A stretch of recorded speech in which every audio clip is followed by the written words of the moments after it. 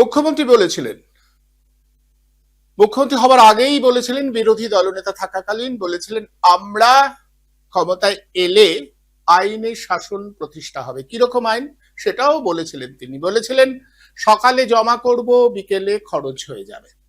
আর সত্যি সত্যি আমরা দেখলাম এ রাজ্যেও এনকাউন্টার, হ্যাঁ, খুব তাড়াতাড়ি বিচার সেরে ফেলা হয়েছে। সকালবেলা গ্রেপ্তার হওয়ার পরে বিকেলবেলা খরচ করবার যে নিদান মুখ্যমন্ত্রী দিয়েছিলেন, যেন তারই অনুষঙ্গে গোটা বিষয়টা ঘটে যাচ্ছে।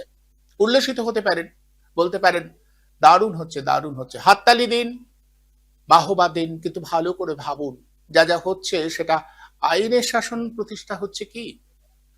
একজন মানুষকে এভাবে বেঘরে মেরে ফেলার মধ্যে আইনের শাসন প্রতিষ্ঠা পায় বলে যারা মনে করছেন তাদের বলবো, ভয়ঙ্কর একটা বিপদকে ডেকে আনছেন না তো?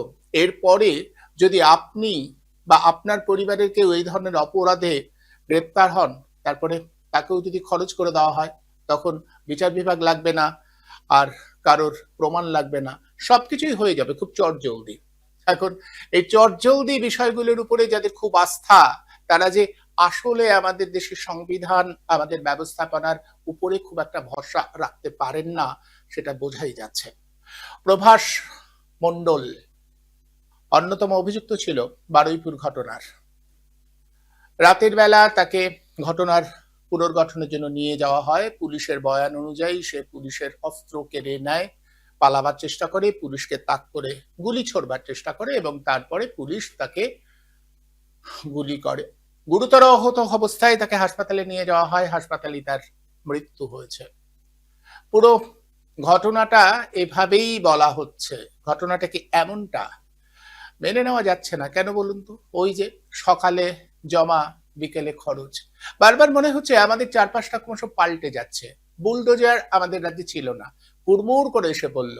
সর্বত্র কোনো আগাম নোটিশ না দিয়ে একেবারে গুড়িয়ে দেওয়া হচ্ছে। বাহবা দিচ্ছেন কেউ কেউ। আবার দেখুন, এই উত্তরপ্রদেশে যা হতো, বিহারে যা হতো, এনকাউন্টার এ রাজ্যেও শুরু হয়ে গেল। ক্রমশই আমাদের চারপাশটা পাল্টে যাচ্ছে। এই পাল্টে যাওয়ার মধ্যে যারা উল্লাস প্রকাশ করছেন, আবারও বলছি, তাদের নতুন করে ভাবা উচিত।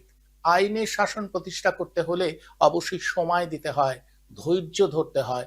ধৈর্য না ধরলে কে চলে গেল আর কে রইল সেটা নিষ্পত্তি করা খুব মুশকিল।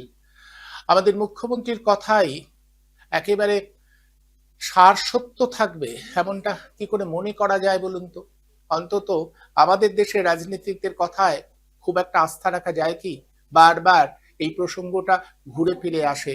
তাই বলবো, যেভাবে আইনের শাসন প্রতিষ্ঠা করবার চেষ্টা করা হচ্ছে, আইনের পরিভাষায় সেটাকে আইনের শাসন বলে কিনা আবার একটু জেনে নিন, জানবার চেষ্টা করুন। যদি না জেনে এই প্রবাহে ভিড়ে যান, উল্লাস করেন, তাহলে কিন্তু সত্যি বলছি খুব বিপদ, ভয়ঙ্কর একটা বিপদ। অন্তত গণতন্ত্রের জন্য বিপদ তো বটেই। এখন আপনি এই বিপদটাকে বিপদ বলে মানবেন কিনা সেটাও অবশ্যই আপনার চয়েস।